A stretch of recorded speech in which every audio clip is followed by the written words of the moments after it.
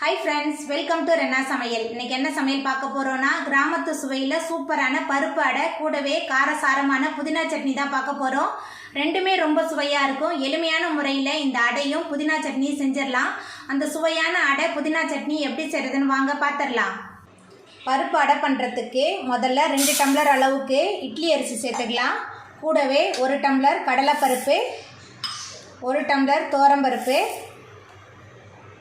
1 table spoon உளுத்தம்பருப்பு, 2 table spoon பாசிப்பருப்பு, காய்ந்த மிளகாய் 15 எடுத்திருக்கேன். உங்கள் காரத்துக்கு தகுந்த மாதிரி எடுத்துக்கோங்க. அதுக்கப்புறமா சோம்பு 1 டேபிள் ஸ்பூன், சீரகம் 1 டேபிள் ஸ்பூன், பூண்டு 10 பல் எடுத்திருக்கேன், 1 கொத்து கருவேப்பிலை எல்லாத்தையும் சேர்த்துட்டு நல்லா அலசிட்டு வந்துடலாம். அரிசி பருப்பு எல்லாத்தையும் சேர்த்துட்டு நல்லா அலசிட்டு வந்துட்டேன். பருப்பு அரிசிலாம் மூழ்கிற அளவுக்கு தண்ணி சேர்த்துருக்கேன். இப்போ மூடி போட்டு ஊற வச்சிடலாம். 2 மணி நேரம் நல்லா ஊறி வரும்போது தான் பருப்பு அடை நல்லா மொறுமொறுப்பாக சுவையாக இருக்கும். 2 மணி நேரத்துக்கு அப்புறம் பார்க்கலாம். அடைக்கி அரிசி பருப்புலாம் ஊற வச்சு 2 மணி நேரம் ஆயிடுச்சு. அரிசி பருப்புலாம் நல்லா ஊறி வந்துட்டு இப்போ இதை ஒரு மிக்சி ஜாரில் மாற்றிட்டு நம்ம அரைச்சிட்டு வந்துடலாம். ஊற வச்சுருந்த அரிசி பருப்பு எல்லாத்தையுமே மிக்சி ஜாரில் மாற்றிட்டேன். இப்போ இதை நம்ம அரைச்சிட்டு வந்துடலாம். அரிசி பருப்புலாம் அரைச்சிட்டு வந்தாச்சு. இப்போ இதை ஒரு பாத்திரத்தில் மாற்றி வச்சிடலாம். நம்ம அரைச்சிட்டு வந்த அடமாவு ரெடியாக இருக்குது. இப்போ இதில் மஞ்சள்தூள் கொஞ்சமாக சேர்த்துக்கலாம்.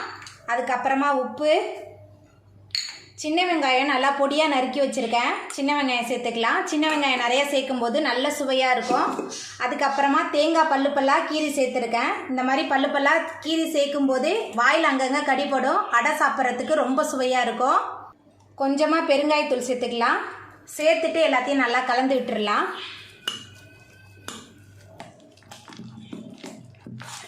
எல்லாத்தையும் சேர்த்துட்டு நல்லா கலந்து விட்டாச்சு. இப்போ ஒரு மூடி போட்டு ஊற வச்சிடலாம். 1 மணி நேரம் நல்லா ஊறி வரும்போது நல்ல சுவையாக இருக்கும். அடைமாவு நல்லா 1 மணி நேரம் ஊறி வந்துருச்சு. இப்போ நம்ம அடை செஞ்சிடலாம். அடை பண்ணுறதுக்கு அடுப்பில் தோசைக்கல் வச்சு எண்ணெய் ஊற்றியாச்சு.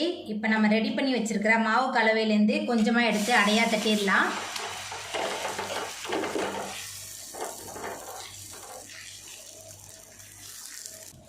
கையால் ஊற்றி செய்கிறதுக்கு உங்களுக்கு பயமாக இருந்துச்சுன்னா நீங்கள் கரண்டியில் கூட கொஞ்சமாக மாவு எடுத்து தோசையாக ஊற்றிடலாம். அடை மொறுமொறுப்பாக வர்றதுக்கு சுற்றிலும் எண்ணெய் விட்டுடலாம். அடுப்பை மிதமான தணலில் வச்சு தான் நம்ம அடைக்கெல்லாம் வேக வைக்கணும். அடை நல்லா வெந்து வரட்டும். ஒரு பக்கம் நல்லா வெந்து வந்துருச்சு. நம்ம அடுத்த பக்கம் திருப்பிடலாம். அடுத்த பக்கம் திருப்பிட்டு சுற்றிலும் எண்ணெய் விட்டுடலாம். இந்த அடை ரொம்ப ரொம்ப இருக்கும். நம்ம தேங்காயெலாம் பல்லாக கீரி சேர்த்துருக்கோம்ல, நம்ம அடை சாப்பிடும்போது வாயில் அங்கங்கே கடிப்படும். ரொம்ப சுவையாக இருக்கும். 2 பக்கமுமே நல்லா வெந்து வரட்டும். அடை 2 பக்கமுமே நல்லா வெந்து வந்துருச்சு. இப்போ இதை நம்ம எடுத்துடலாம். பாருங்கள் எவ்வளோ மொறுமொறுப்பாக இருக்குன்னு சொல்லிட்டு நம்மளோட சுவையான பருப்பு அடை சூப்பராக ரெடி ஆகிட்டு இப்போ நம்ம அடுப்பை ஆஃப் பண்ணிடலாம். புதினா சட்னி பண்ணுறதுக்கு 2 டேபிள் ஸ்பூன் அளவுக்கு எண்ணெய் சேர்த்துடலாம். எண்ணெய் சூடாயிட்டு 20 சின்ன வெங்காயம் சேர்த்துக்கலாம். 15 பூண்டு பல் 2த்தையும் சேர்த்துட்டு நல்லா வதக்கிடலாம். வெங்காயம் பூண்டு நல்லா வதங்கணும். நல்லா வதக்கிடலாம். வெங்காயம் பூண்டு நல்லா வதங்கிருச்சு.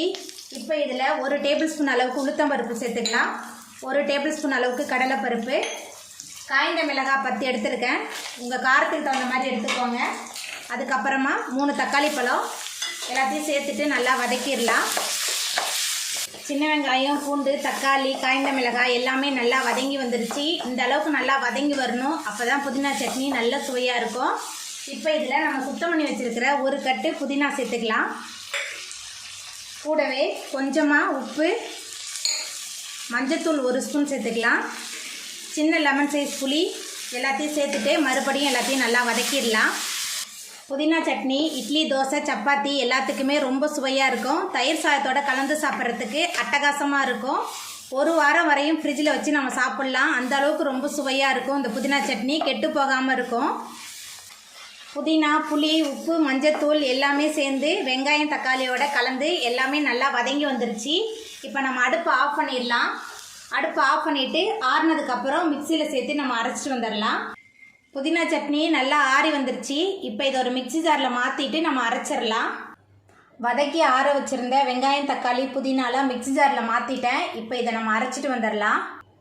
மிக்ஸி ஜாரில் மாற்றிட்டு அரைச்சிட்டு வந்தாச்சு. நான் இன்றைக்கி தாளிக்கெல்லாம் போகிறதில்ல, ஏன்னா எல்லாத்தையும் நம்ம வதக்கி அரைச்சி செஞ்சுருக்கனால நான் தாளிப்புலாம் எதுவுமே கொடுக்க போகிறதில்ல. நம்மளோட சுவையான புதினா சட்னி சூப்பராக ரெடி ஆகிட்டு அவ்வளோதாங்க. ரொம்ப சுவையான எளிமையான முறையில் முறுமுறுப்பாக செய்யக்கூடிய இந்த அடை தோசையும் புதினா சட்னியும் நீங்களும் உங்கள் வீட்டில் செஞ்சு பாருங்கள். இந்த வீடியோ உங்களுக்கு பிடிச்சிருந்தா லைக் பண்ணுங்கள், ஷேர் பண்ணுங்கள், கமெண்ட் பண்ணுங்கள், சப்ஸ்கிரைப் பண்ணுங்கள். அப்படியே பக்கத்தில் உள்ள பெல் பட்டனை கிளிக் பண்ணிடுங்க. நன்றி.